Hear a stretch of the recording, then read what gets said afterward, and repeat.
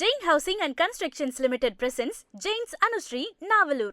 Luxury homes from just 58 lakhs onwards. Book now. Thiru Vi Ka நகர் திமுக சட்டமன்ற வேட்பாளர் ரவிச்சந்திரன் நம்மோடு இருக்காரு.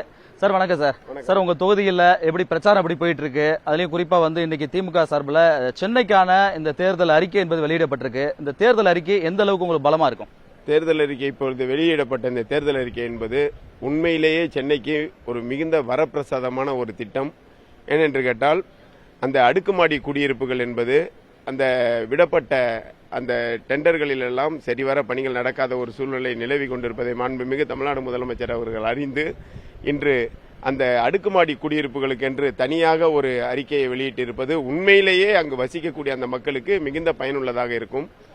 அதைத் தொடர்ந்து திருவிக்கா நகரிலே திமுகவின் வெற்றி உறுதியாகிவிட்டபடியால் எதிர்க்கட்சி வேட்பாளராக நிற்கக்கூடிய அந்த வேட்பாளர் அவர்கள் வெளி பகுதிகளிலிருந்து குண்டர்களையும் ரவுடிகளையும் இறக்கி பணப்பட்டுவாடாவை நடத்துவதற்கும் மற்றும் அந்த தொகுதியிலே கலவரங்களை உருவாக்குவதற்கும் தேவையான வேலைகளை செய்து கொண்டிருக்கின்றார்கள். நாங்கள் தேர்தல் ஆணையத்திலும் காவல்துறையிலும் தொடர்ச்சியாக புகாரினை கொடுத்தும் அதிகாரிகள் அந்த புகாரினை ஏற்க மறுத்து மிகவும் மெத்தனமாக இருந்து கொண்டிருக்கின்றார்கள்.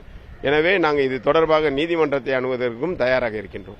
திமுகனாலே தேர்தல் களத்தில் ரொம்ப பலமா இருக்குன்னு சொல்லுவாங்க. நீங்களே பார்த்து அச்சப்படும் அளவுக்கு இருக்கா? நீங்க அது உண்மைதானா? அதுக்கான வாய்ப்புகள் இருக்க? முதல்ல அச்சப்படும் அளவிற்கெல்லாம் இல்லை, அவர்களுடைய நடவடிக்கை அதை போல் இருக்கின்றது. வெளியூரில் இருந்து வரவழைக்கப்பட்ட குண்டர்களையும் ரவுடிகளையும் வைத்துக் கொண்டு இந்த தேர்தலை சந்திக்கலாம் என்று இருக்கிறார்கள்.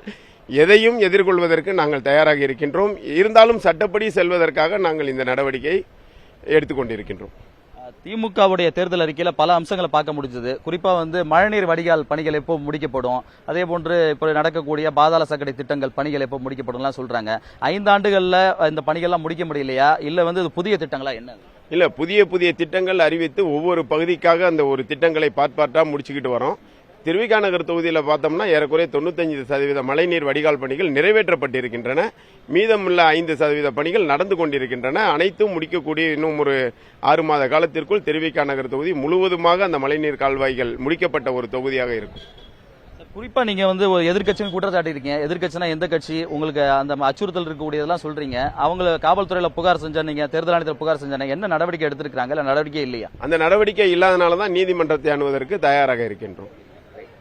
திருவிக்கா நகருடைய திமுக வேட்பாளர் ரவிச்சந்திரன் அந்த சென்னைக்கான திமுக தேர்தல் அறிக்கை தொடர்பாகவும் மேலும் அந்த தொகுதியில் அவருடைய பிரச்சாரம் மற்றும் அங்கு இருக்கக்கூடிய வெற்றி வாய்ப்புகள் குறித்தும் புதிய தலைமுறையோடு பகிர்ந்திருக்கிறார். புதிய தலைமுறைக்காக ஒளிப்பதம் மதுவுடன் சுரேஷ்குமார்.